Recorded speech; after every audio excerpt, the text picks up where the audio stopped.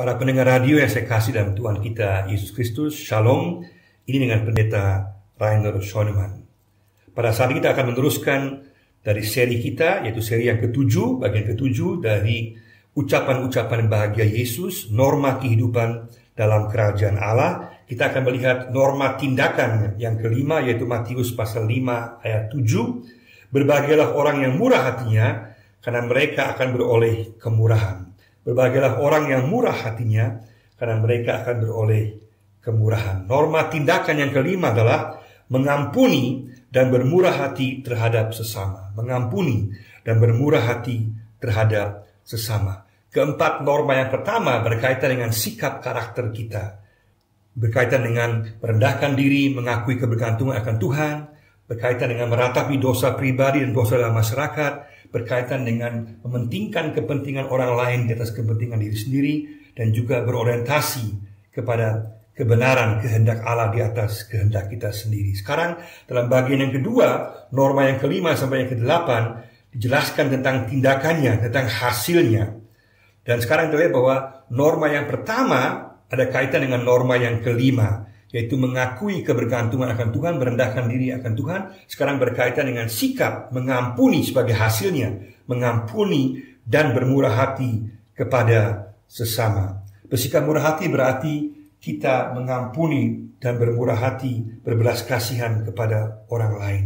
Yesus berulang-ulang kali mengingatkan dalam Injil Matius pasal 6, 9, 12, dan 18, pentingnya kita bermurah hati, mengampuni, berbelas kasihan kepada orang lain. Dan artinya bukanlah demikian bahwa kita mengampuni supaya Tuhan mengampuni kita, atau kita berbuat baik supaya Tuhan menerima kita. Bukan, itu sangat dangkal. Artinya jauh lebih dalam. Artinya adalah karena Tuhan telah mengampuni kita, karena kita telah memperoleh anugerah keselamatan yang luar biasa daripada Allah, anugerahnya. Sebab itulah maka kita dipanggil untuk mengampuni, kita dimampukan untuk mengampuni orang lain. Karena kita telah diampuni, maka kita dipanggil untuk mengampuni orang lain.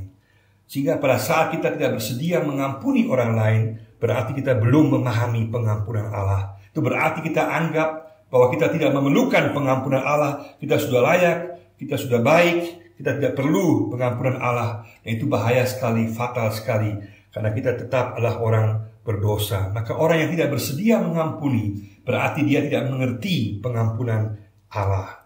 Maka kita dipanggil untuk mengampuni orang lain karena kita telah diampuni, telah memperoleh anugerah Allah. Itulah inti dasar daripada iman Kristiani, anugerah Allah sebagai dasar segala sesuatu, dasar semua tindakan kita.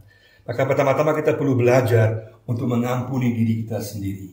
Seringkali kita selalu mengingat kesalahan masa lalu kita, dosa kita masa lalu menghantui kita, menyiksa kita, membuat kita lumpuh dan tak berdaya, sehingga kita menghujat, menghina, bahkan kita merendahkan diri kita sendiri. Kita perlu belajar untuk mengampuni diri kita sendiri, karena Allah telah mengampuni kita. Ada kepastian pengampunan Allah atas kehidupan kita. Jangan kita mendengar suara iblis yang mau mendakwa kita. Kalau iblis mengingatkan kita akan masa lalu kita, ingatkanlah dia akan masa depannya di neraka. Tidak ada orang suci tanpa masa lalu, dan tidak ada orang berdosa tanpa harapan. Kita mempunyai pengharapan karena Allah telah mengampuni kita. Pada saat kita memohon pengampunan kepadanya, datang kepadanya, maka Allah memberikan pengampunan kepada kita. Kita perlu diisi oleh kuasa Roh Kudus, supaya kita diingatkan terus-menerus oleh janji kepastian firman Tuhan bahwa kita telah diampuni. Pendakwa iblis harus kita lawan dengan suara Roh Kudus yang mengatakan bahwa kita adalah anak-anak Allah yang telah diampuni. Peganglah janji Allah tersebut. Dalam Matius 18, Yesus memberikan sebuah perumpamaan tentang pengampunan. Ada seorang hamba yang berhutang 10.000 talenta kepada seorang raja. 10.000 talenta jumlah yang luar biasa besar jumlahnya, karena satu talenta dulu sama dengan 6.000 dinar. Dan gaji orang dulu per hari adalah 1 dinar. Jadi orang itu harus kerja 16,5 tahun hanya untuk membayar hutang 1 talenta. Dia harus bekerja 165.000 tahun untuk membayar lunas hutangnya. Jelas tidak mungkin, mustahil. Tapi yang luar biasa adalah bahwa sang raja itu kemudian menghapuskan hutang sang hamba itu. Dan itulah gambaran untuk Allah. Allah yang menghapuskan, melunasi, mengampuni dosa kita yang luar biasa besar jumlahnya, yang tidak mungkin dapat kita bayarkan di hadapan Tuhan. Dia telah lunasi, amazing grace, anugerah ajaib Allah yang menghapuskan dosa kita. Itulah dasar iman Kristen kita. Tapi bagaimana sikap hamba itu? Dia malah pergi menuntut hukuman bagi orang lain yang berhutang 100 dinar kepadanya. 100 dinar tidak ada artinya dibandingkan 10.000 talenta. Tapi dia begitu keji dan akhirnya dia menuntut penghukuman. Akhirnya sang raja malah menghukum sang hamba itu karena dia tidak mengerti pengampunan yang telah diberikan kepadanya. Allah adalah Allah yang penuh anugerah. Jawaban yang tepat adalah bahwa kita mengampuni orang lain. Dan jangan kita lupa, anugerah Allah juga berarti bahwa Allah juga akan menghukum orang-orang yang tidak bersedia untuk mau mengampuni. Bagaimana dengan kita? Apakah kita sungguh-sungguh masih menyimpan dosa orang lain, tidak bersedia mengakui dosa kita di hadapan Tuhan, dan tidak bersedia mengampuni orang lain? Kita malah seringkali menyimpan, mencatat dosa-dosa pribadi orang lain, dan kita tidak mau melupakannya. Kita tidak bersedia mengampuni orang lain. Apakah kita bersikap seperti hamba ini yang tidak bersedia mengampuni orang lain? Mari sama-sama kita meminta roh pengampunan agar Allah mengampuni kita diampuni oleh Allah, dan kita mengampuni orang lain.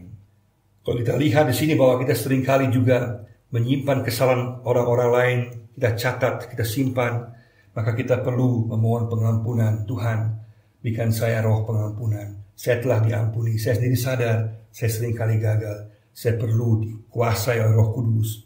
Matius 7 ayat 7 dan 11 mengatakan kalau kita meminta maka Tuhan akan memberikan. Maka Roh Kudus akan menguasai kita, memampukan kita untuk mengampuni orang lain.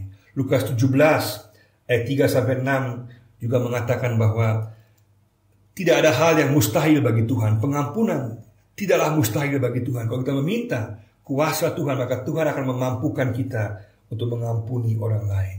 Kita perlu mengungkapkan perasaan kita secara jujur di hadapan Tuhan dan meminta supaya Roh Kudus menguasai kita, memampukan kita untuk mengampuni orang lain.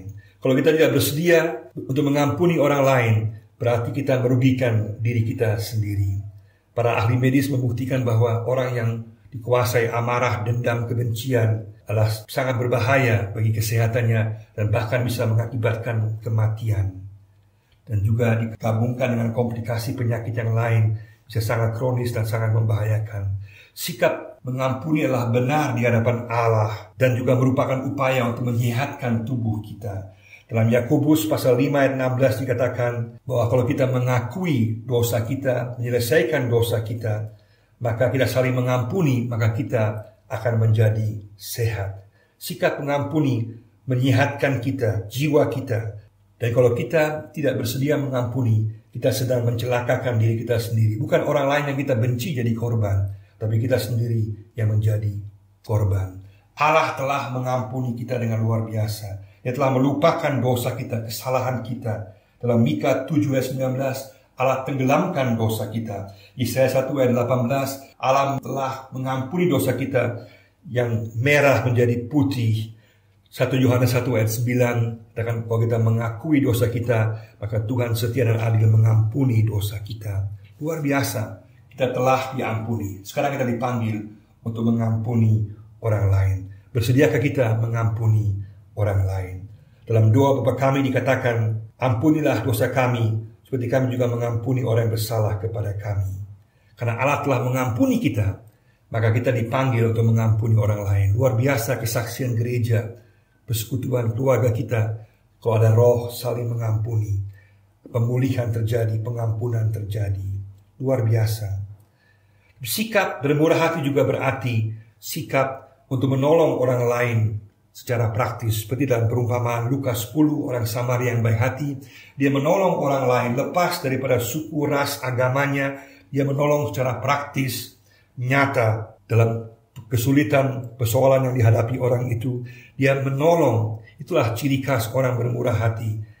Dalam kasih, dalam sikap murah hati, belas kasihan, tidak memandang orang, tapi menolong orang lain secara praktis. Bersama-sama kita berdoa, Tuhan, berikanlah aku roh pengampunan. Roh pengampunan. Bisa mengampuni diri saya sendiri. Bisa mengampuni orang lain. dan juga bisa bermurah hati kepada orang lain, menolong orang lain secara praktis dalam kehidupan sehari-hari. Roh Kudus, kuasailah aku, penuhilah aku dengan roh pengampunan-Mu. Aku boleh sungguh-sungguh bersyukur atas pengampunan yang Tuhan telah berikan kepada saya.